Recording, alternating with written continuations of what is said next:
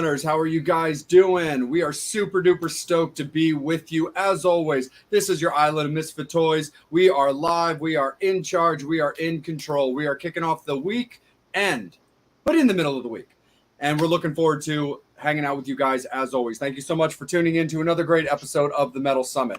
We've got Angel Alamo, we've got Bobby Dreyer on standby, and Psycho Steve, of course, is always welcome. And speaking of said standby, we have got Bobby Dreyer. So we are super duper stoked as always, fans. Thank you so much for every week tirelessly supporting the show, rocking out, and just having a good time, because that's what we are all about. And we are very, very excited to jump right into it with our guest this evening. We had been in talks to try to get him for you guys not that long ago. Didn't quite work, but it doesn't matter. We got schedules, we got live music, and we got guys out on the road, which is what he's been doing, and we are super stoked to have him with us. We have got the man, the voice of Saliva. We've got Josey Scott this evening. Yeah. How you doing, my friend? And thank you so much for joining us, giving us some time, and welcome to the Metal Summit. Yes, sir, man. Thank you for having me on the Metal Summit. What's up, Bobby? Whoa, Josey, love you, brother.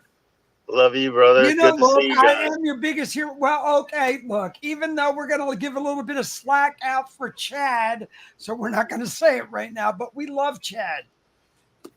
Oh, absolutely, man. I love Chad Kroger. He's a good guy. No, absolutely, for We'll sure, talk man. about that in a little bit, but Yeah. you know, look, congrats on that thing. That's why I had to do it. That's kind of like my big middle finger to everybody. I love it. Yeah, no, absolutely, man, for sure. We'll definitely touch base on that. But Josey, we'll jump right into it with you, brother. Let's keep it nice and rocking. We'll keep it, nice and current. We've got Josey Scott Saliva that's been hitting the road and rocking out. How has it been getting out there, as always, singing your music, singing everything that you've got going on as well that's current, and just talk a little bit about also just rocking out your catalog with your voice to where the fans were used to that. Man, it's been incredible to be welcomed back with open arms. I think I was kind of worried that people wouldn't remember who I was, but they totally have, and they've totally just welcomed me back with so much love and so much love for these songs is what's more important than the love they have for me. It's all about these songs and this material that has touched so many lives and so many people. It just means the world to me when people come up and say, that our music got them through a really tough time in their life, or got them through a bad relationship, or having parents that were divorced, or parents that were fighting at the time that they heard this stuff and latched on to this stuff. It's just been so it's just been a dream come true to hear how this music has really been a part of people's lives, and they really took Saliva in and made it their own. And I couldn't be more grateful and thankful to have so many people say that this music has been medicine to them. It just means the world to me. Absolutely, man. And Saliva also came out at like a very, very interesting time as well. You kind of had like the new metal thing that was going on, where you had like Disturbed, like that. You had bands like Disturbed, Cold Chamber, stuff like that, and obviously into like the Limp Bizkits and the Corns. But you had that, alt rock, kind of explosion that was happening in the late '90s. But you guys would probably fall into that demographic, but were clearly more of a metal style. Yeah, I think we've all brought different things to the table. Different with the 5 different band members. We all had different influences that we brought to the table, like any band, but definitely a strong metal influence. Growing up in the 80s was like the perfect time to grow up for those metal years. So definitely had a strong metal influence in our music. And being from Memphis, Tennessee, we grew up listening from everything from everything from R&B to blues to gospel to um, like Al Green and Aretha Franklin and Elvis Presley and all that good Memphis Southern blues music. So we definitely had influences coming from every direction, as well as funk and even bluegrass and the melody and harmonies of bluegrass definitely played into Saliva's music, because we were definitely all about harmony and country music. With Nashville being right up the street, country music was just as big an influence as well. So we had all of it. Absolutely, for sure. Because, when bands come together, like you just said, you have those influences and you have those styles, as well as the members themselves, with their own like personal experiences and stuff like that. A former band member of yours in the bands who's actually a very good friend of mine and has been on this show, in Todd Poole, always, spoke highly of the time and the contributions that he made with the band. But I'm only using that as an example when it comes to those previous influences and styles and how a new band can come together and click the way they do.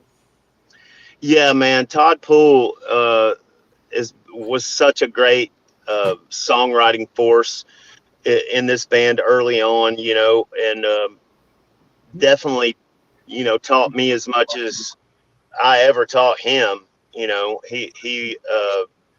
I was always a huge Roxy Blue fan back in the day.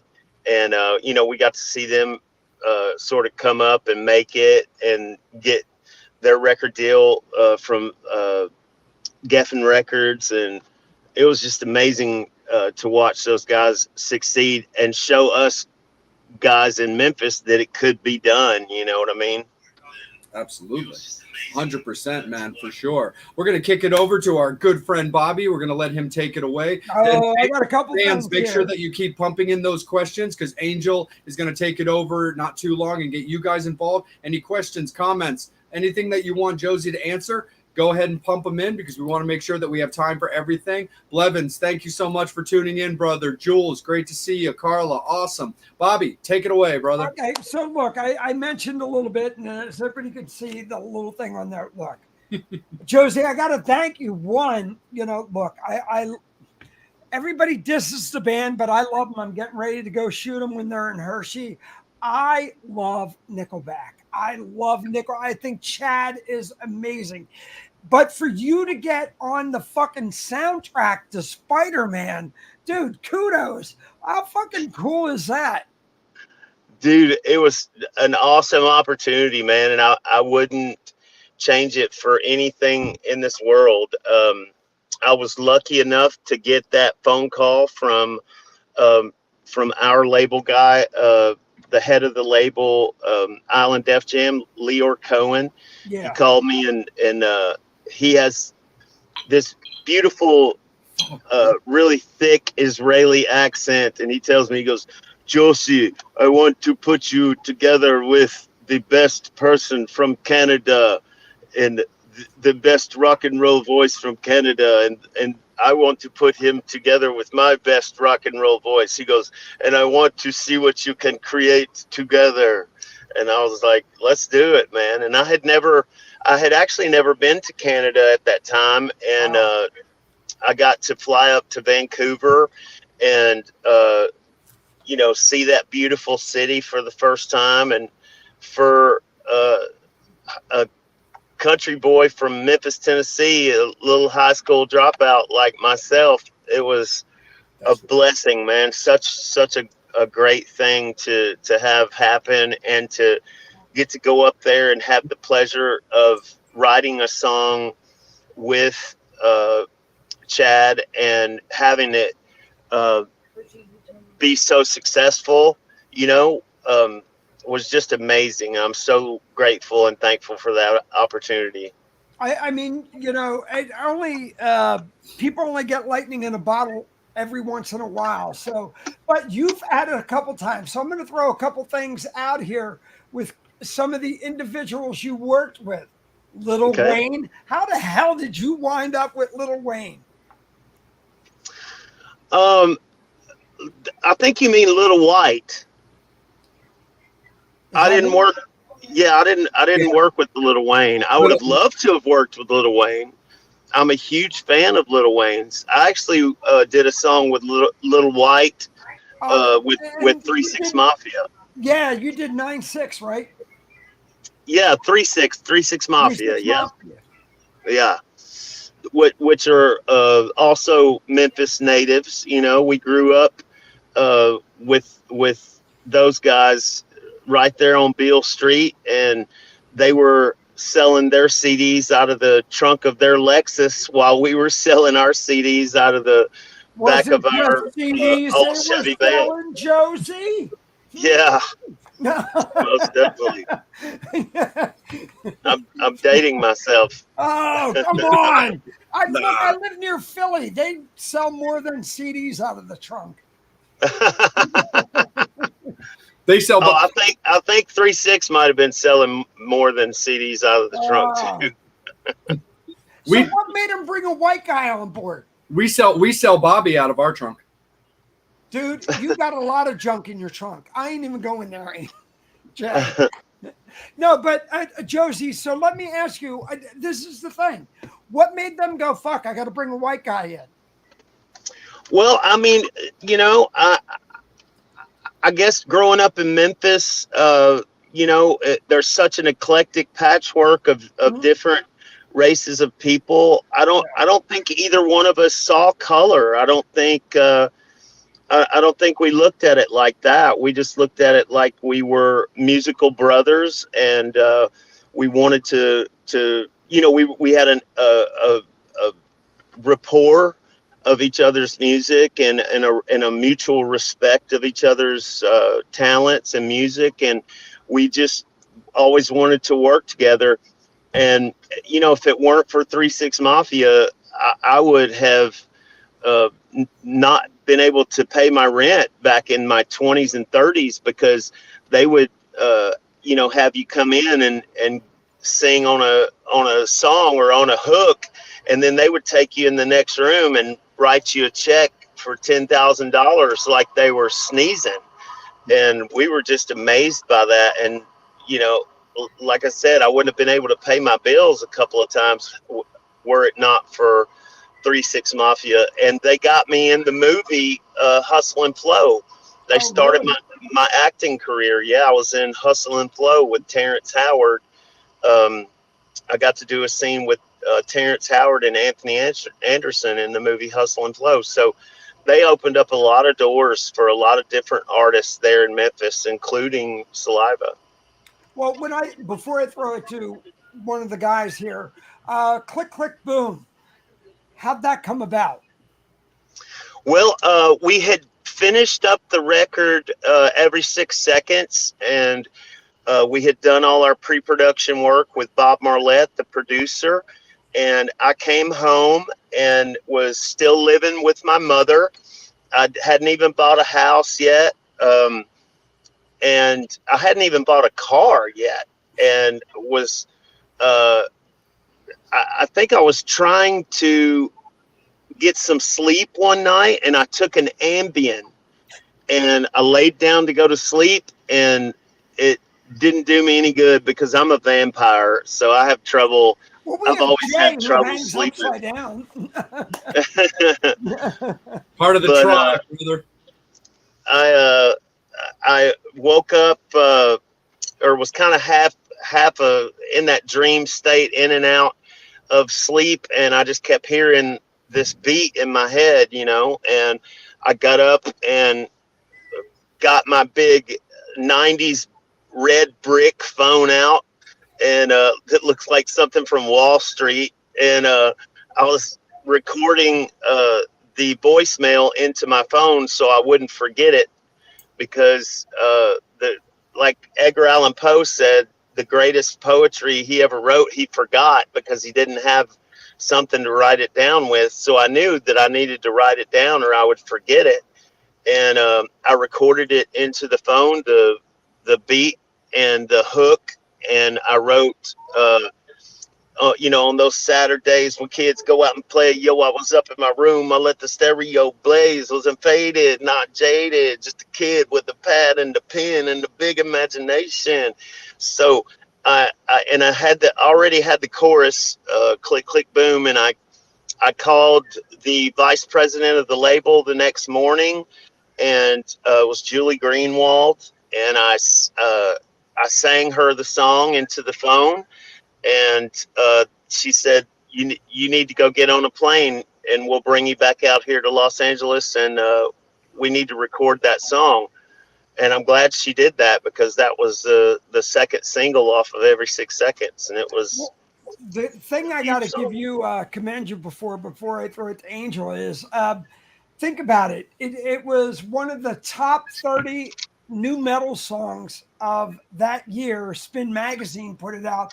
But dude, you fucking hit everything. You went into Fast and Furious. You went into video games. You went into UFC.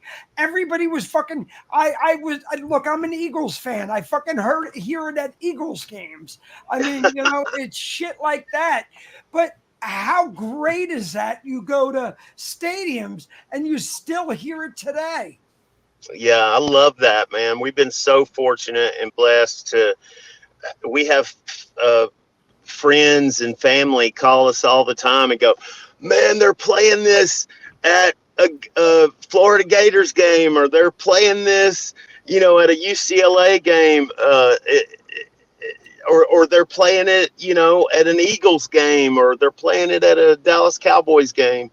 And, it's just like the song that won't die. And like I said, we've been so fortunate and just so blessed to have that song have the half-life that it's had, to have had this whole second life that it's had, and to still be relevant after 20 years and still have that beautiful shelf life. My 17-year-old son Justice heard it the other day, and he goes, Dad, this song still kicks. This song still kicks ass. Kicks some ass, dude. It's that thing that you hear. Look, I'm 59. It still gives me morning wood. So, Angel, back to you. Look, I needed something to make Angel blush. Or is he froze or asleep? No, he's there. No, I think he's froze. Nope, Angel's froze. All right, no worries. I'll jump in on this one because there's because we're about to be... Oh, Angel, do we got you, bud? Yep. Oh, there he is. Oh, cool. I'm here. Cool. Awesome, brother. No worries, man. Thought we lost you for a second, but it's all good. Take it away, brother. It's all you. Oh, okay. Yes, that damn internet. I'm still fucking trying to. You I'm gonna look try like to go with Max Verizon, Headroom tonight. It's like jumping all over the place. It's Psycho Steve. Oh my God, we got the Jew on board. Oh, the screen Oh my is God, actually it's still. so Jewy. Hello. Rich and gooey. Rich and Jewy? Hey, I wish I was put a light on rich you. and Jewy. Hey, Steve, put a light on you. Is that better? Oh my God, you can tell you're living at your mom's basement. Close. I'm in the car, jabroni. Hello, Josie. What's up, man? How are you? I am sitting on a rainbow, my friend. How are you? No, I'm sitting on a rainbow, bitch. Fine. And I. Whoa, I scared the Jew that much? It just made him go. Made him go dark on us. Let's let's kick it back up to Angel though, real quick, so we can get into some of these fan All right. questions. Then we'll bring in the Jew for you. It's the heap you need tonight, meathead. I Go ahead. know. Okay. Welcome home, by the way. Thank you, brother. I'll call you later and tell you all with Jay, about it's the pink that Yeah. stinks. No, I'm not kidding. it. Go ahead, Angel. I'm sorry.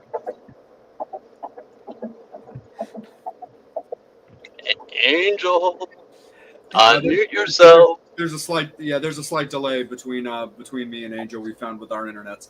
But yeah, go ahead. Perfect. There you go, bud. Here we go. Okay. Got a question. Has fame changed anything about you? It's a good question. Oh, that's a good question. I think it did at first because I just wasn't ready for it. And I was, in my early 30s. And, I think when you, as a traveling musician, when you finally catch the rabbit that you've been chasing your whole career, you kind of don't know what to do with it, number one, and then after you catch it, you're just like, okay, what now? So I think I've said this before in interviews that I think there should be some type of class for people that are about to be hurled into this vortex. I think there should be some kind of teachable class that teaches people the pitfalls and the different things that can go wrong for them, because it's like being thrown into one of the most dangerous things that you can ever be thrown into, and nobody shows you how to do it. It's like it's the equivalent to me of being handed a really loud chainsaw that's working, and just somebody going, okay, saw these trees down, and you're just like, okay. And when you begin to saw those trees down, then you're shocked when you lose a foot, when you drop it and saw your leg off. So I wasn't ready for a lot of aspects of it. I was ready for some aspects of it, but I was not ready more than I was ready. So yes, absolutely, it did change me. Some for the better and some for the worse. And you just have to navigate those tricky waters and find your way through it. And thank God, I had my family and my faith and my friends to help me get through that, or I wouldn't be alive today. Absolutely, bro. Wow. Can I get an amen? Hallelujah. Who? I'm gonna have a sip of my chocolate porter. This is Matt's black brother. Nice. Just saying. Still with you, Angel. Who was the musician that made you want to be one? Oh, another great question. I think my father was a really huge influence on me growing up. It was the first music that I ever heard was, my dad singing to me when I was a little boy.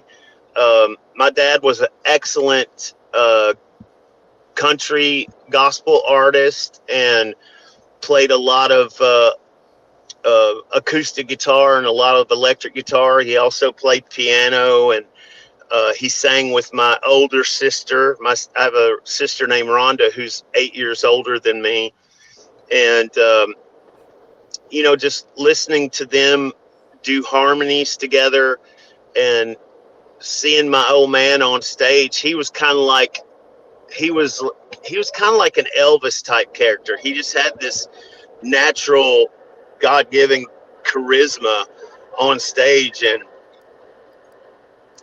women didn't know how to act around him. Women were always tripping out over my dad, and uh, my dad was a good-looking cat. He looked like. I remember being a kid and women mistaking my dad for Barry Manilow. They thought he looked like Barry Manilow. Well, now Barry is well, we ain't going there. Yeah, my dad was a really charismatic cat, man. So he was the biggest influence on me in the beginning.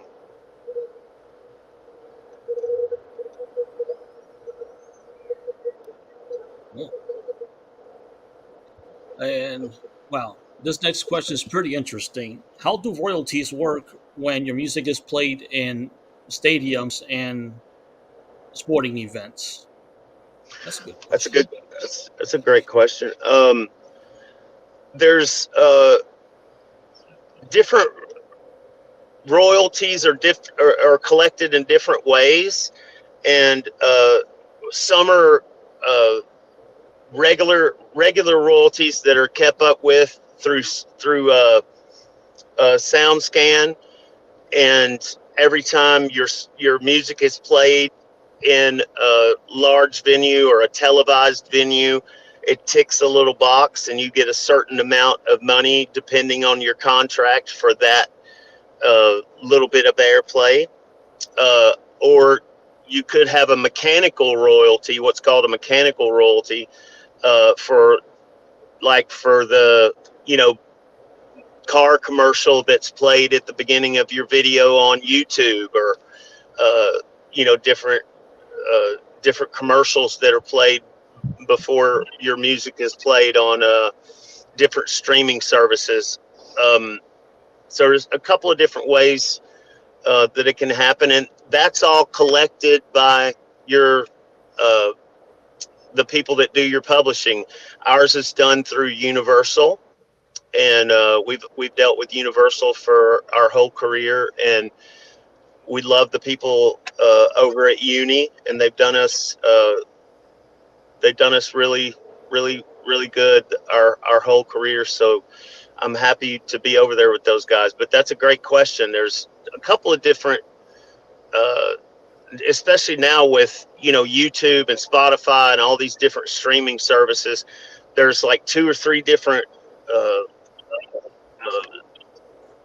lines of income that you can streams of income that you can have coming in as far as royalties go.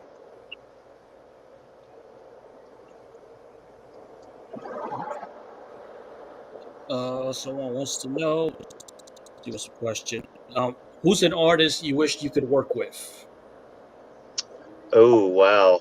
Dead or alive?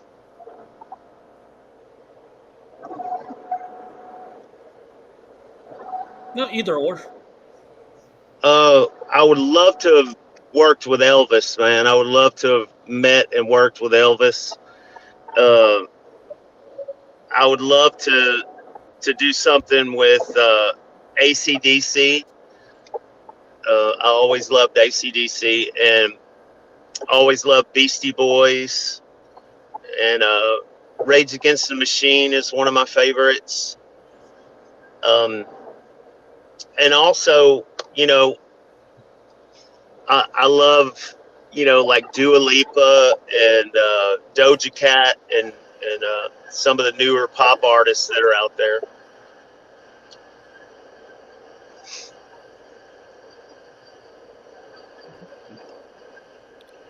And it's funny, we're talking about Elvis. That brings us to the next question. Elvis or the Beatles? Oh, Elvis. I love the Beatles. But I'd have to go with Elvis on that one.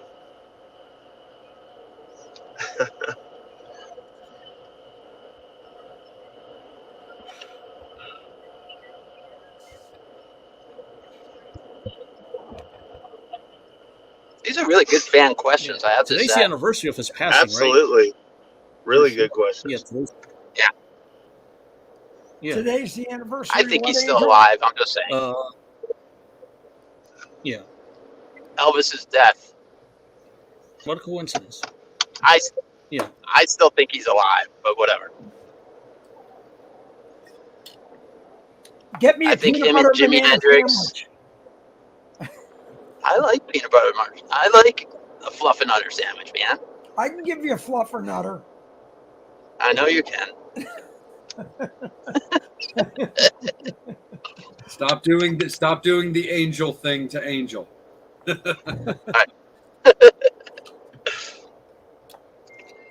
got a good question from Tommy, from coincidentally Jersey. Do you have anything special in the set list for the Starland Ballroom show? And do you ever watch the other bands before you? Yeah, I definitely try to catch the bands that play before us. I'm always into seeing Yeah. new talent and new bands that are out there, and always down to hear new music. And we definitely got some surprises in the set.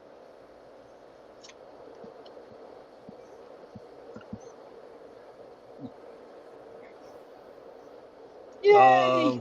Here's a good question. Which is better, Click Click Boom or Always? Oh wow. That's like picking your favorite kid. Right. I can't pick a Yeah. favorite. They're both like, that's like saying which twin is my favorite. Well, for the record, I'll jump in real quick. That's my brother. He's a big fan of yours, Josey. Like Saliva, your era of Saliva is like one of his like go-tos. And a segment later in the show with some questions I'm going to ask will shed also a little bit of extra light on that. But JD's my brother, and Hell yeah. big fan of yours. Why don't you can you just kind of like, you talked earlier a little bit about Click Click Boom, so why don't I morph that question a little bit into you talking a little bit about Always? Okay. I love the story of this song because I was dating a girl back in Memphis, and I was really close with her sister, and she had a boyfriend who was abusive to her, and ended up pounding on her, and was beating her up. And I called him on the phone, and we had some choice words exchanged. I won't bother you with the details of that conversation. And after I got off the phone with him, I basically told him to keep his hands to himself, and not to be punching her like she was a man, because I think that's never appropriate, And after I got off the phone with him, I felt this inspiration wash over me, and I wrote the lyrics to Always, but I wanted to write it from the perspective of the woman instead of writing it from the perspective of the man. That's why I say, does it make you feel more like a man to do what you do? So it's written from the woman's perspective. Nice.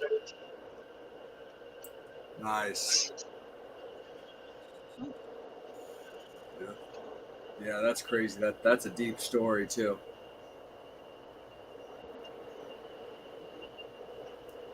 Yeah, because it sounds Yeah, like a any guy more fan perspective, questions? but it's kind of makes sense when you read the lyric. Yep. This one I like. Have you ever heard your music at a supermarket? Yes, I have actually. Kroger's. I think I was with my kids, and I heard. I think it was Always or Hero came over the speaker system in a supermarket here in Tulsa, and my kids were like, Dad, I think that's your song. So that was coolest dad of the year moment right there. Okay, Josie, I got to ask you, any embarrassing moments with your kids that they just went, oh, Dad? Oh God. Which Come on, which everybody has a chapter? dad moment. Which chapter do you want? Okay. Well, here, Bobby, let me jump in for just a split second, because I want to kick it to Psycho Steve, not only to give him a segment because of what Josey said at the end of that moment. There's a question that Steve loves to ask the guests, especially the guests that are parents. So I want to kick it over to Steve because of some choice words that you just used were very Psycho Steve question-esque. So the real Psycho Steve, take it away, dude. Yes, but Steve. you got to ask him that question. Okay, first of all, it's a pleasure to meet you once again. I met you when you opened up for Kiss long time ago. Yeah. Oh wow. So that's showing my age now, but it's okay. We'll digress. So, as you being a parent, I'm a parent. I'm a proud papa of 2 kids, Jack and Charlie. Do your kids think you're cool? Yeah, man, I've been pretty lucky in that regard. I thought that that they were gonna think it was pretty corny, but I've been pretty lucky. My 17-year-old son Justice is a metalhead, and he thinks it's just the coolest thing in the world. His favorite band is Seven Dust, and we did a lot of touring with Seven Dust back in the day. And he thinks it's just the coolest thing ever that his dad is in the band that did so much touring with Seven Dust. And the girls, my daughters, Jordan and Jolie, are 12 and 8, so they weren't around for the whole Saliva, thing in my life, or in my early 30s. So they weren't born yet. So I had already left the band when they were born, because I left around 2010 when Jordan was born, and then Jolie wasn't born until 2014. So they're just interested to see me get back into it. They know that it's truly what I love to do, and they just love to see their papa happy, and they you can see their face kind of light up when I go on stage, and that's interesting to get to see that sober-minded this time, and not so caught up under the wheels of the bus like I was back in 2007 and 8 and 9. It's cool to sort of be able to look at my children enjoy my music and my job with a straight head on my shoulders. So it's just been really cool. It's been all the way around. It's been really cool. I've been really lucky to have kids that dig it. Nice. Awesome. And other question, I don't know if it was asked because I got on to a little late, but who came up with the name Saliva? I did. I was in another band called Blackbone, and I was coming home from a trip. We took a trip out to Los Angeles to play a show on the Sunset Strip, and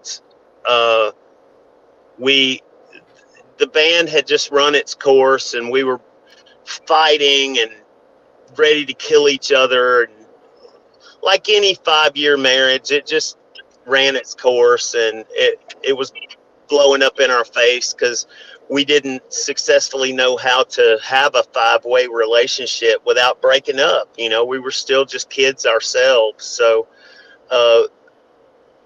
on the bus ride home, I remember sitting in the bus going, man, I'm going to start my own band. I'm not going to give up. I'm not going to stop.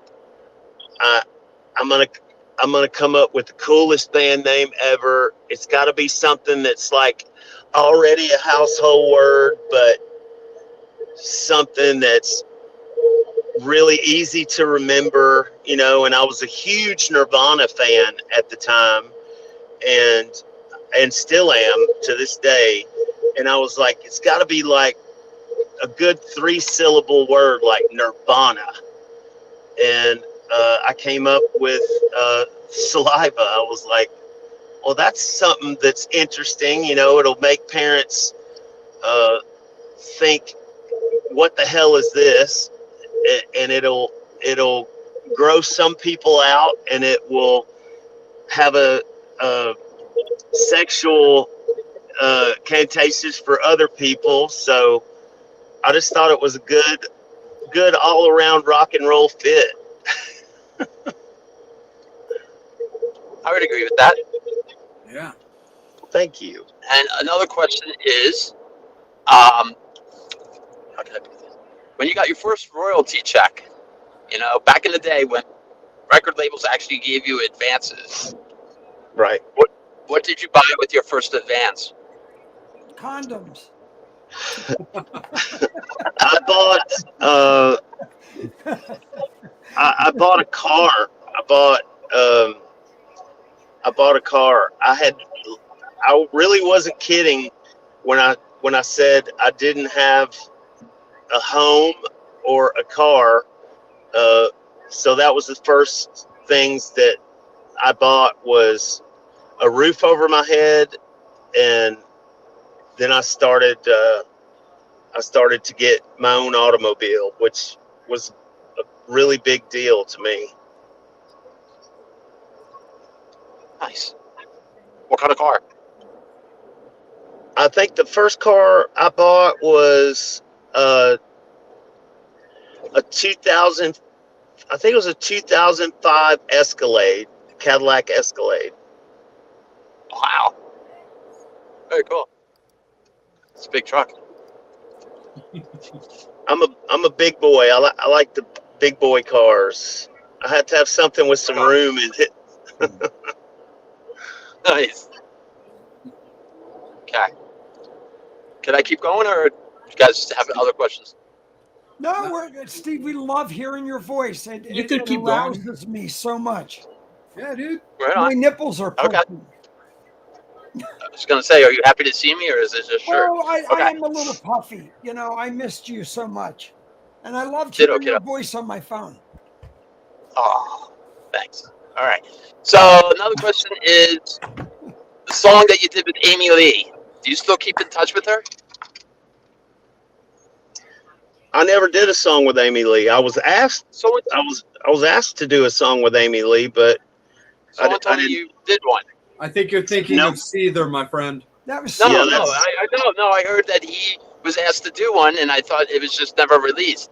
Ah, No. I was asked to do the "Bring Me Back to Life" song, and I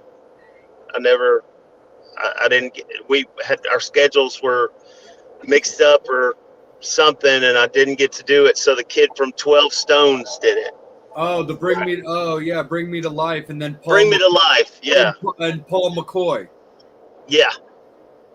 Bring Me to Life. Like, can't wake up. That song. Yes. That definitely stylistically is definitely very you, Josey. Oh, I definitely have a chill go up my spine every time I hear that song. Yeah, definitely would have killed that. So a fun like follow up with that. So this is a question that I definitely wanted to ask anyway, but this is also a fan question. coming from a supporter of our show called Candy, who isn't able to tune in tonight. She wanted to know. So, also, this is what I was talking about earlier with my brother. Is so me, my brother, my girlfriend, Candy, we're all huge wrestling fans. Especially when you were in Saliva, you had practically a first name relationship with the WWE for a lot of Saliva material. But the particular question that she wanted to ask was, how was that feeling? How was that moment performing at WrestleMania? Oh my God, man. Because it was in Toronto. That's where she's also from. Yeah, it was, dude. It was an absolute dream come true, bro. Like, and there's my brother right on cue asking the exact same question. Yeah, it was an absolute dream come true, man. We got to do Superstar that night. We got to open WrestleMania 18 in Toronto with Superstar, and a couple years ago I found footage of it on a video on YouTube, and I finally got to see it with my own eyes. I never got to see it after it was done, and just such a special night, man. Like I said, a total dream come true to get to play that in front of 90,000 people live, and I think like 9 million people on pay-per-view. And I got to meet David from Drowning Pool that night, and we had waited a long time to meet each other and had heard through the grapevine that we would be great friends. And I finally got to meet him, and then he died, man, and it broke my heart. He was such a sweet, sweet boy, man. He was such a sweet kid, and I just got to spend a little bit of time with him, and that was it. So that night, that was a very special moment in time in my career for a lot of different reasons, man. Absolutely. So, because I mean, your catalog alone involved with WWE, was, I mean, just between Click Click Boom and Superstar and Ladies and Gentlemen, how does that work a little bit as well? Is that also record label driven? Like, how did Saliva get so involved with the WWE during that time? Well, they put us in the room with the guy that was their musical director at the time, Jim Johnston, and we just started to develop a rapport with him, and he wanted us to write a song for the Dudley Boys, and I wrote a song for them called "Get the Tables," and from the Reckless or Ruthless Aggression record, I think. I think so. Yeah. Reckless Endangerment or something like that. And that went really well. So we just kept talking, and he called us back in, and he goes, "Hey, do you want to write Chris Jericho's theme song for me?" And I was like, "Well, yeah, of course I do."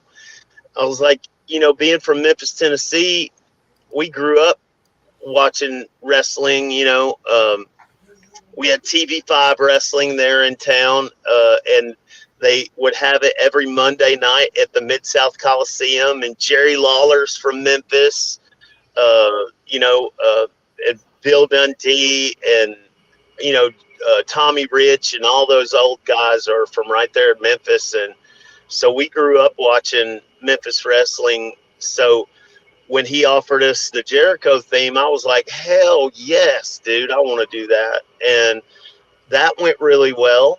And then he said, do you want to write Chris Jericho's theme? And I was like, hell yes, dude. I was like, just send me all of them, dude. Just send all of them to me, man.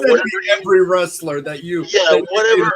That's right, dude. I was like, send me the whole stack of them, dude, and I'll write a theme for every single one of them. And I did the wrote the theme for Chris Jericho, and then I did the one for Batista, which he still used, by the way, at WrestleMania, which I was shocked. I was like, my kids were watching because my guitar player, Dynamite Dillon, is my stepson, but he's also my rhythm guitar player. And he's like, Batista's supposed to come out at WrestleMania. He goes, I wonder if he's still going to use your song. I was like, nah, he's not going to use that song. That's 20 years ago. You know what I mean? And boom, he came out to it anyway. And I was just like, what? I was blown away by that, man. So, we developed this great relationship with Mr. Jim Johnston, and then he retired, man, and we sort of lost touch with all the WWE people, and but there for a while we had a really great run. We were the only rock band to have 3 theme songs for WrestleMania, and it was just a real pleasure to get to work on so much wrestling material, man. No, absolutely. I do work. I do some work with the MCW wrestling company down here in Maryland, Maryland Championship Wrestling, and they've got Gangrel coming in, and I just vended at their Fan Jam event where I had a table set up for not only like myself but also for like Metal Summit T-shirts and stuff like that, and Metal Summit merch that we have. And the Blue Meanie was my table neighbor. He was right next to me. No way, man. Yeah. We met him. We met him on the road a couple times. Oh, really? Yeah. Oh, that's awesome, man. But yeah, so he's from Philly, right? Yeah, he's from Philly. He still lives there. Yeah. So he was cool. He's very close to my friend Janet, who is a former wrestling talent out of the XPW company, and so that's super duper cool. But yeah, dude, when you get some off time down on the road, I'd love to put you in touch with those guys. If you ever wanted to do like some type of appearance or something like that, or maybe just talk to them about something at like a Fan Jam or whatever. Because personally, I think people would really dig seeing you at like an event like that. So this Fan Jam thing, it was kind of like what you would expect from like a basic convention. Like there were vendors, and then it was tables all around of like all the talent or whatever it was, and you could sign up for like specialty meet and greets or specialty photo ops. Like they had like the Hardy Boys, and they had the Headbangers were there. Oh wow! So that I was really stoked about that, because I was like, this is the first like heavy metal rock tag team of like crazy guys, like not counting like the Rockers, you know what I mean? But I was like, these are like the first like heavy metal tag team and stuff like that. But no, it was super duper cool. But I think you'd have a good time at like an event like that, just getting to see all the talent, but also getting to just meet the fans as a guy that performed on the grandest stage of them all. Dude, man, absolutely, man. I'd totally be down with that. Totally. Awesome, man. Super duper sick for sure. Angel, let's kick it back up to you, my man. So that way we keep rocking on the time frame really well, and we get some more questions in. The story behind Got Me Wrong. What's that? What's the story behind Got Me Wrong?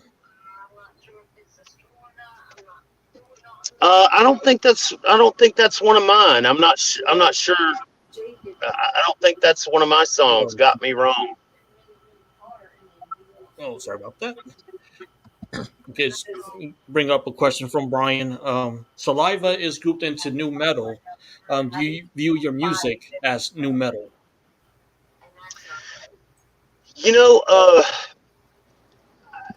At the end of the day, man, whatever label they want to put on it. I used to have, when I was younger, I would have probably had more to say about something like that, like a question like this. I'd be like, man, I can't be put in a fucking box, bro, or whatever. But, whatever whatever category people want to put it in at the end of the day, um, is just less important to me than the effect that it has on people's lives, and uh, the the enjoyment that they get or that they don't get from a certain song. I would I would rather knock it out of the park with the music touching their life in some kind of way, uh, rather than worrying about, well, do they think it's rock enough, or do they think it's metal enough, or do they think it's uh, even hip hop enough, or do they think it's country enough, or whatever the case may be. I'm just, these days, I guess, I'm just, as a songwriter, I'm a lot less worried about what people want to call it as far as a category, and more concerned with, does it hit them in their feels, man? Does it hit them in that gut place that loves music?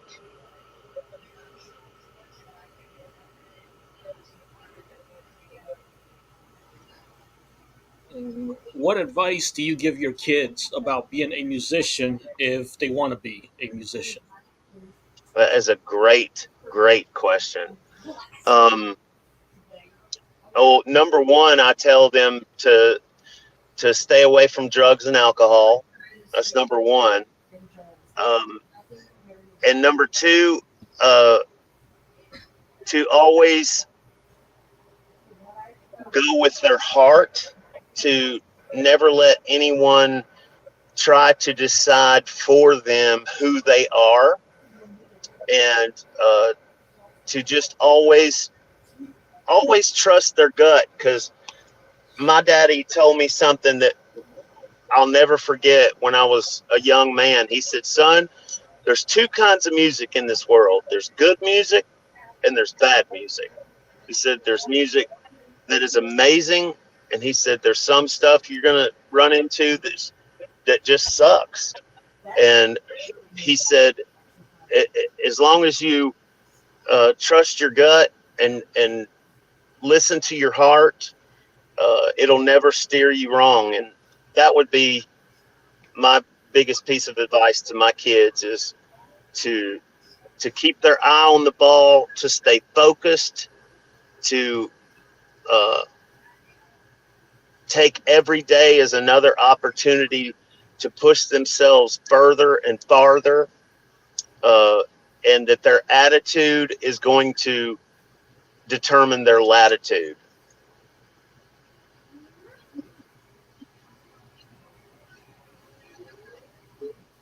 Awesome. If you could perform at any venue, where would it be, and what would the lineup be? Oh, that's a good question too. Oh man,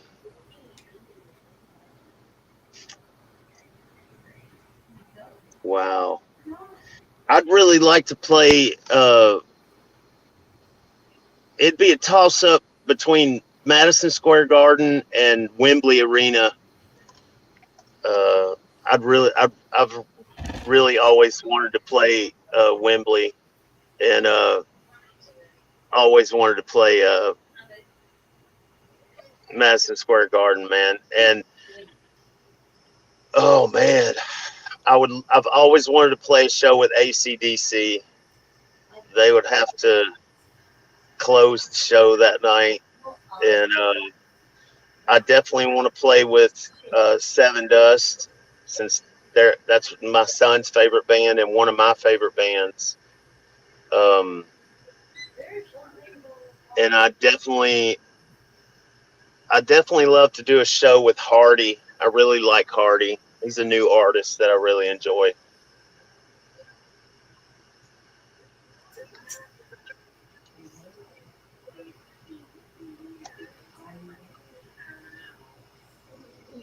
Form that you do before you perform? Any rituals or vocal warm ups that you do?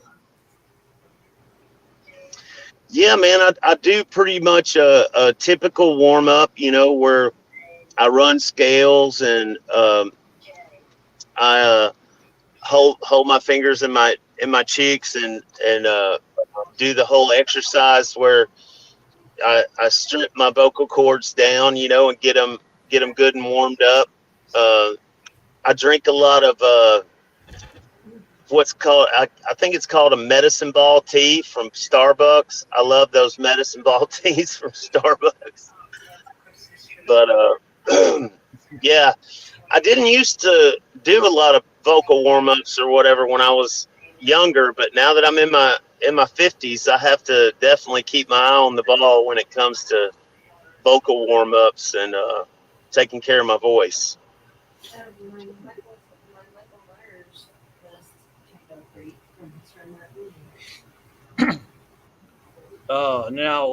Jay's brother has a funny story concerning the song Always. Yep. I'm going to share that, but it's so freaking fun. College, baby. For the record, we once locked Jay in the trunk of my car that he couldn't hear us. All of a sudden, he started singing Always to prove to us he could hear us. Yep. That is Jay, hilarious. what did you do to get in the trunk of your brother's car? We were going to the mall. So, but for the record, see, that confirms my story. I told you, Josie, me and JD, we're saliva guys, man. But we were going to the mall, and in college, vehicles are scarce. Not every college kid has a car. So Sure. So you try to squeeze. You try to squeeze people in where you could, and the trunk was open. So in I went. But I got to tell you, man, when I popped out of that trunk and at the mall, like some heads definitely turned. Dude, that's an awesome story. Yeah. So they were like, "What? Like, what the fuck's going on?" It was like because it was like a clown car. It was like my brother and the passenger getting out, like 4 people out of the back, and like me out of the trunk. It was just like this clown car explosion of like people going to the mall. Like it was hilarious. But yeah, they wanted to make sure that I was okay, so I started singing Always from the trunk. I was going to say, did anybody check to see if you were still alive? When we got to the mall, at least. Thank God. Yeah. Damn, how long was that? I mean, that's 20. How long was you in the trunk for? Oh, I mean, not that. I mean, not crazy, but like long enough. I mean, they didn't pack me in there with any other bodies or excess luggage. So I don't think I had to stress too much about my oxygen level, and the mall isn't like too terribly far away. But yeah, that's the story. That's hilarious. I love that.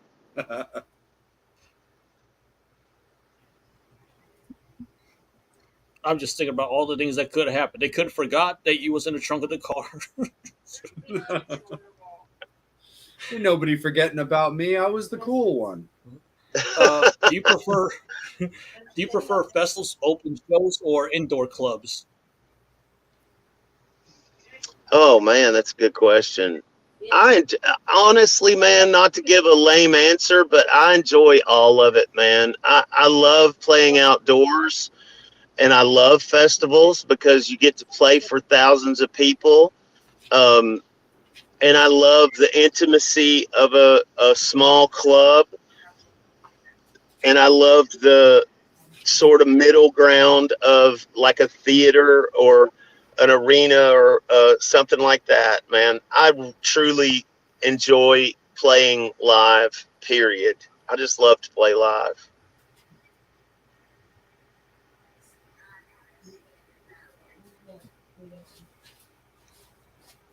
I love this next question. What is the strangest place you've been recognized? Oh man, that's such a great question. Oh, wow. The strangest place. Please let it be something like the Amish market.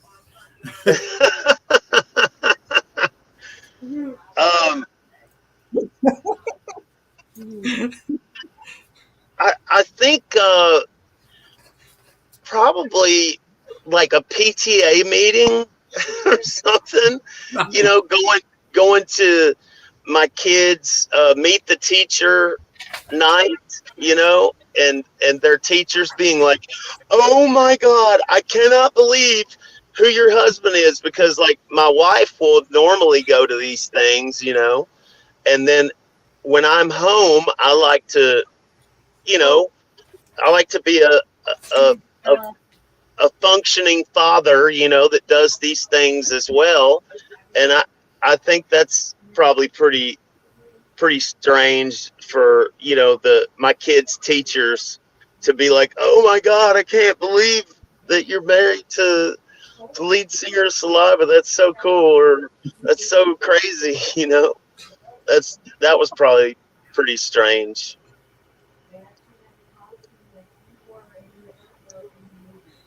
Or being at the hospital, being at an ER and being like cut, you know, like cut open or something, and the nurse or doctor coming in to sew you up or like clean your wounds or whatever, and them going, "Holy, wait a minute, what's your name?" That's awesome.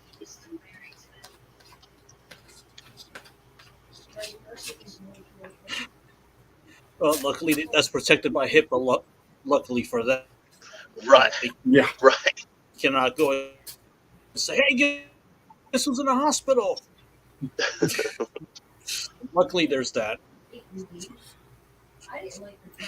How do you get the confidence to perform in front of the big crowds, and does it come naturally to you? No, it doesn't. I heard one time, I had this discussion with somebody else. I've had different artists ask me, you know, how do you get over the nervousness? How do you get over the stage fright and the stage anxiety? And my answer to that is, I don't. I have it every night, every time. What made me feel a lot better about it, though, is I read a book about Elvis Presley that said no matter where he played, no matter how small or how large, whether it was singing to his cousins at a Thanksgiving dinner or whether he was playing the Houston Astrodome, he was equally as nervous every time, every night, every time. So that made me feel a lot better because it never goes away. It's always gonna happen. Like I've never gone on stage and not been nervous.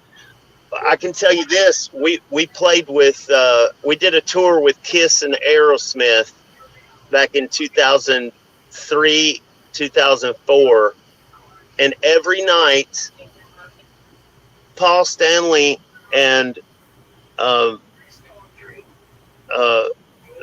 and the guys from Aerosmith and Steven Tyler would stand in the wings every night and watch us play. And it just made me absolutely catatonically nervous. Like I felt like I was going to throw up the whole entire time. I got no enjoyment out of that tour whatsoever, except for the cachet of being able to say I was on tour with Kiss and Aerosmith.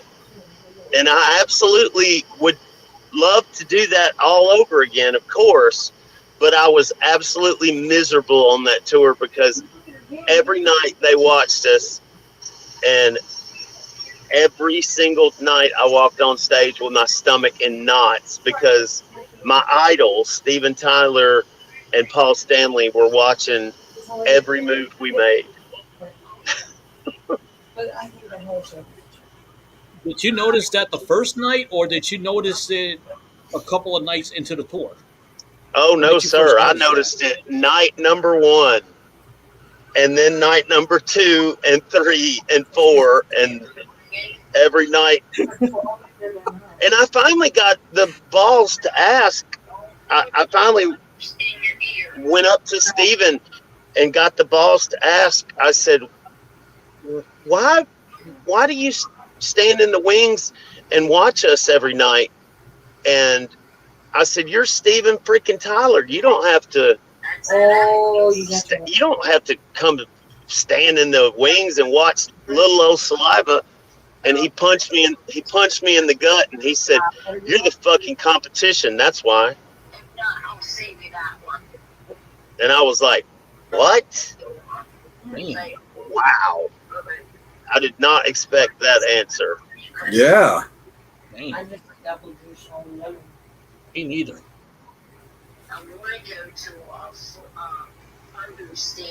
Yeah, he's poked his finger in my gut like that.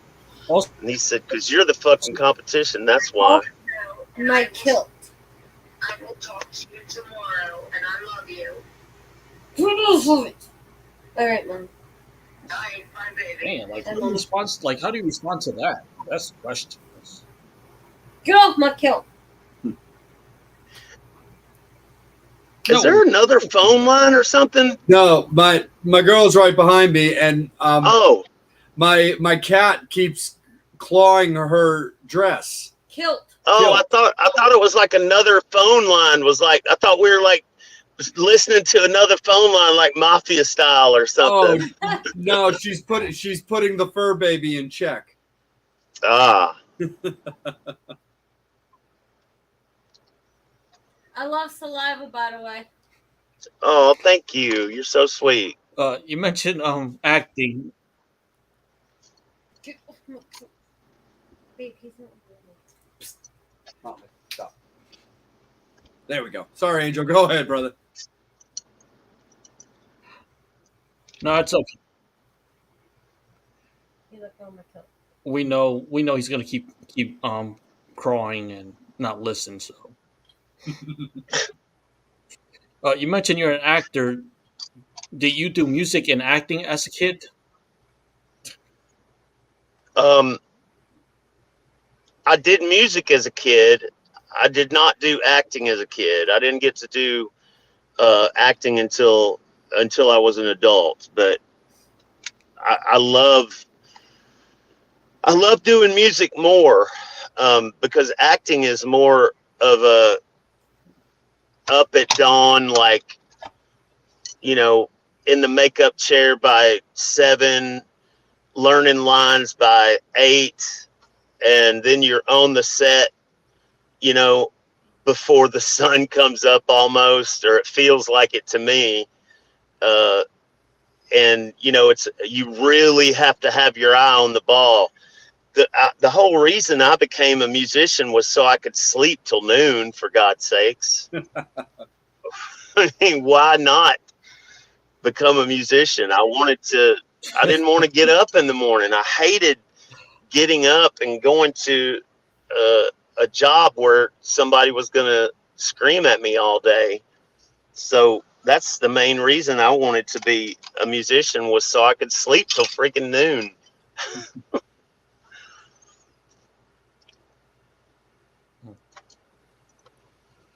And just out of respect for your time, we'll do one more fan question, then like a last round, just to be respectful of your time, because again, we appreciate you taking the time to hang out with us tonight. Oh man, it's my pleasure. Well, what was your first band called? My first band was called Rude Awakening. With some high school buddies of mine. And it was called Rude Awakening. And speaking of bands, can you tell us who's in your band right now?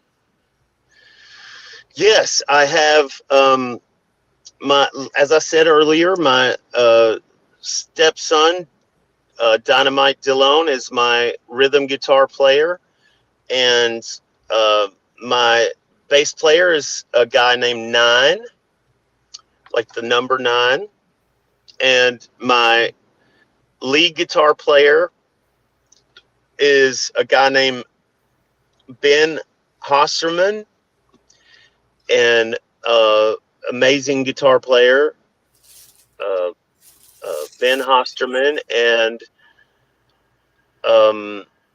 my drummer is absolutely one of the most amazing drummers I've ever seen in my life, and his name is Justin Barber.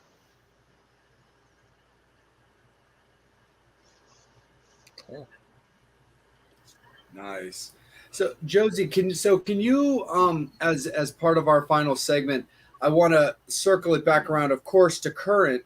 Can you let myself, Angel, and of course your fans and our fans know what is the story in particular behind Josey Scott Saliva? You know, as opposed to Josey Scott or the Josey Scott Band, or of course everybody knowing your catalog would probably assume that those classic songs would make their way into the set if you were performing under your name or under a different name. And if you don't mind, can you talk a little bit on if there is anything with Saliva versus Josey Scott Saliva, or did you go right to Josey Scott to avoid any of that issue? Because you know the whole multiple bands thing is kind of an issue right now in certain camps. Yeah, it's door number 3. I just went with, just to answer your question, the simple way. I just went with Josey Scott Saliva to let people know that this was my era and my version of Saliva, and to not, confuse anybody any further than I think, any further than they were already being confused. Mm-hmm. So I just went with Josey Scott Saliva because my musical godfather back in Memphis is Jim Dandy, and he was a singer for Black Oak, Arkansas, and he in the latter part of his career, he went back out as Jim Dandy's Black Oak, Arkansas. And I just always admired him for that, because he was letting the fans know, hey, this is Jim Dandy's Black Oak, Arkansas. So this is the one that Jim Dandy is in. And I just wanted to let people know, hey, if you've never, it had been such a long time since I had been back in the music industry. I wanted to let people know, hey, if you would like to come see the version of Saliva with Josey Scott in it, then this is the correct one. Nice. No, absolutely, for sure. When it comes, and one other thing, that I would love to hear your take on, because it is important. Angel and I also, like I told you before, we're a very respect-driven show, and we're all about like the happy times. But of course, you had such a long history with the late Wayne Swinney. Can you talk to us some of your fondest memories of Wayne? Oh man, me and Wayne were joined at the hip, man. We called ourselves the Toxic Twins, the sequel. I just couldn't have loved him more. And I know he loved me as well. We were very, very dear friends and spent years and years and years on the road together, and had so many magical moments that nobody will ever know, that were unfortunately only between me and him. And I just can't explain what a loss like that feels like. I lost, the only other way I could equate it was I lost my son, my 29-year-old son, to COVID in May of 2021, and that was just the most horrific thing any father could ever go through, is losing a child. You know, your children, as they say, are supposed to bury you and not you them. And to have lost a child and then to lose Wayne it's just been a really tough couple of years for losing people. And you know, that's, I don't really know what else to say. I just love him. I love him with all my heart, and I know that he loved his fans, and I know that he loved his guitars, and he loved his music, and he gave every single ounce of everything that he had. He left 100% of it on the stage, and I don't think that a Wayne Sweeney is replaceable. I don't think you replace a Wayne Sweeney. Yeah. No, 100%.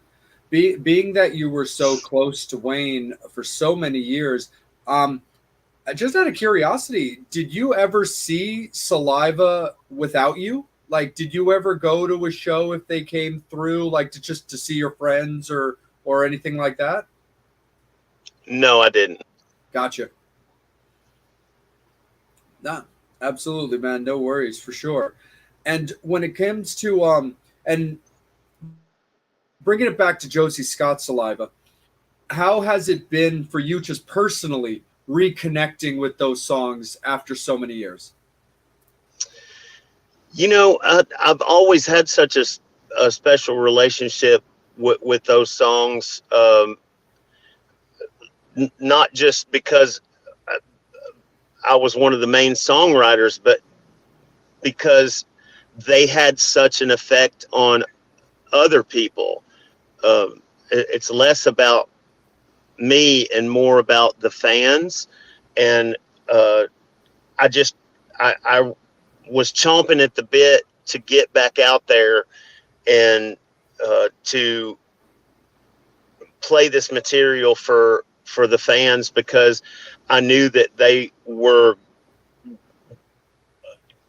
going to want to hear these songs again, and to be taken to that reminiscent place of whatever was happening in their lives at that time. You know, like Dick Clark says, music is the soundtrack of our lives. And I can't tell you how many people have come up and said, you know, I was 12 years old when I heard this music for the first time, or I was 14 or 16, you know, when I first heard these songs for the first time. And I just want to thank you for getting me through such a rough time in my childhood. You know, my parents were fighting all the time, or, you know, I was in an abusive relationship with a partner, you know, an abusive partner, or, you know, they might have had a death in their family or experienced some kind of loss, you know, and just seeing how these people latched on to these songs from back then all the way to now has just been such an incredible blessing, man. And I'm so thankful for that, and just thankful to be able to play these songs with a really great band that I love, that I'm really comfortable with, and really great friends with. You know, I'm as I told you earlier, I'm lucky and fortunate enough to be on stage every night with my stepson. And then, you know, Nine and Justin and Ben also are just, you know, three of my best friends as well. And, you know, I just felt, I don't know, I felt an obligation, especially after Wayne passed, to give my own version of this and to give my own account, if you will, of these songs, and this music, as far as my part was concerned, and like I said, as far as my era was concerned, I wanted to do these songs, give these songs the justice that they deserve, and just bring them back to the fans. Yeah, man. Absolutely, 100%. Angel, before I close out the show, of course, let's kick it back up to you. Have any final fan questions popped up that we want to cover? And is there anything final from you, my guy?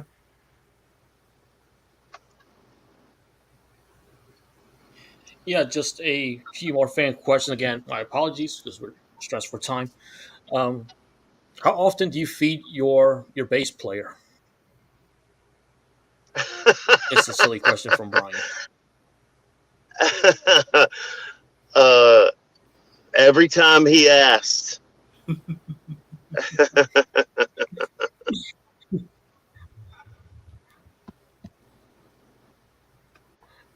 And question from Jules. She just wants to ask, you seem to have a pretty positive attitude. Do you have to work at that? And how has mental health affected your music? Oh, that's such a great question. Yes, it is something that you have to work at. Over the years, I have definitely had to decide, to be positive, and especially after losing a son and losing a best friend like Wayne Sweeney. Sometimes you have to just make up your damn mind that you're going to live to fight another day, that you're going to pick up your sword and you're going to keep dropping bodies, man, and you're going to go back into this war of life. And I tell my kids all the time, there's going to be happiness and there's going to be uncontrollable sadness, and you just have to covet those moments that are happy and hang on to those moments that are positive, because there will be heartbreak in this life, and there's nothing, unfortunately, that we can do about it, but we can control how we face it and how it affects us. And we can wake up and dust ourselves off and get back on the damn horse, and I definitely have had to work at that, and my mental health has definitely come into play. I've dealt with anxiety and depression for years and years now. That was one of the main reasons that I had to take a step back from Saliva back in 2010. I just needed to sort of hit the reset button on my mental health and my mental faculties, and I needed to take better care of myself. And as John Lennon says, I had to step off the merry-go-round, for a minute, and just be a normal guy for a while and raise my kids and spend some time with my family. And now I'm ready to get back in the ring,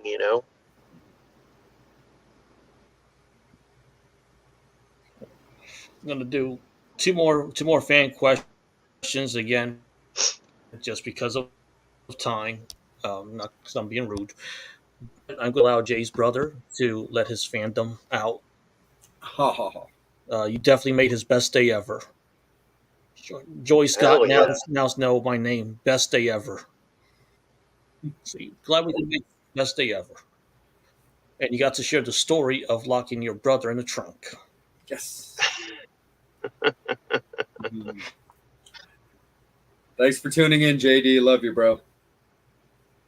Hey, here's a fun question. You get to sing a song with Elvis. What song? Oh, man.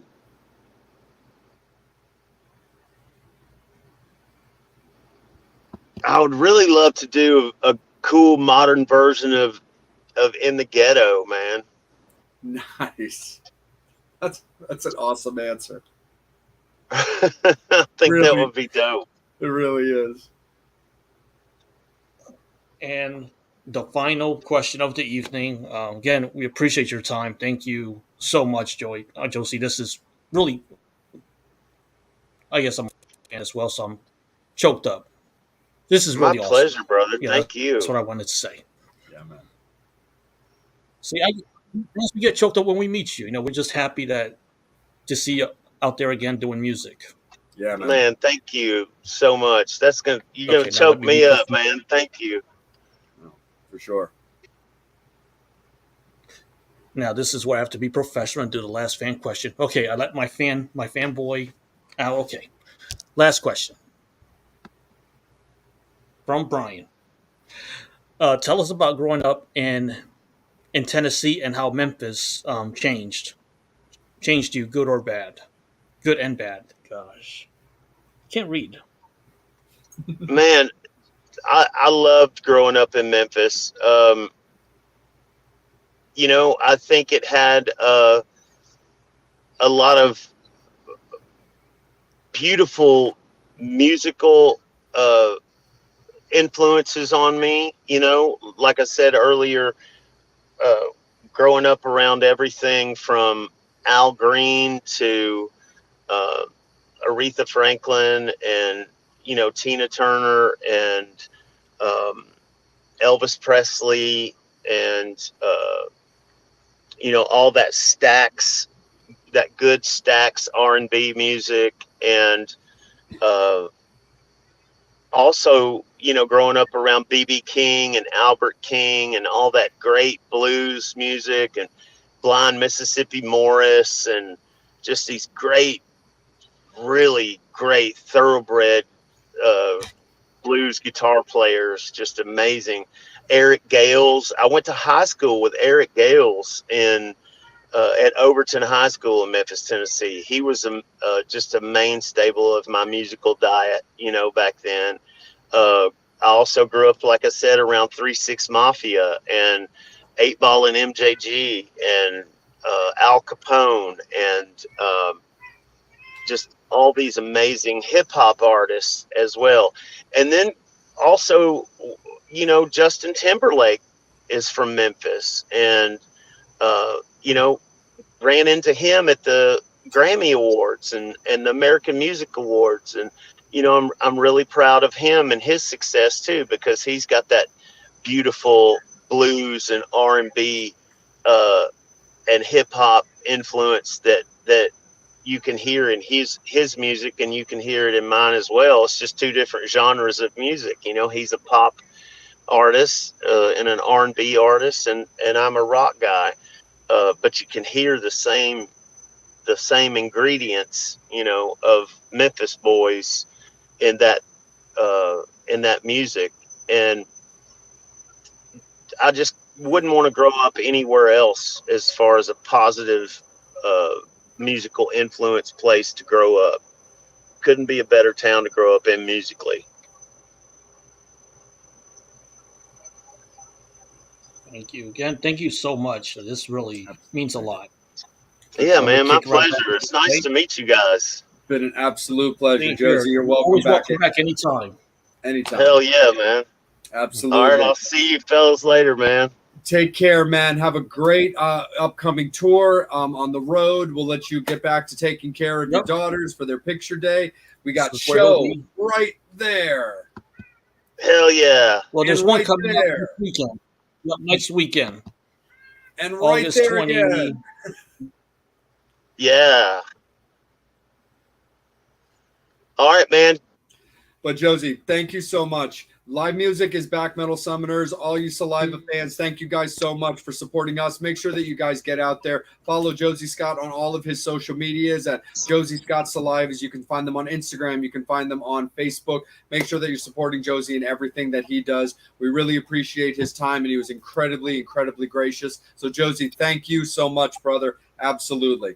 Make sure that you're Yes, following sir, Angel man. Alamo on Angel Alamo 78 on Instagram. You can find Bobby Dreyer at BobbyDreyer.com. Psycho Steve at The Real Psycho Steve on Instagram. And you can find me as well on Instagram at Just a RNR Junkie. Guest is confirmed for next week. We look forward to seeing you guys in a week for a fresh episode. Have a great weekend, everybody. Take care of each other, love on each other, and have a great one. Guest announcement over the weekend. We'll see you guys in a week. Again, on behalf of the Metal Summit and on behalf of Josey Scott, we thank him and appreciate him, and we appreciate you guys.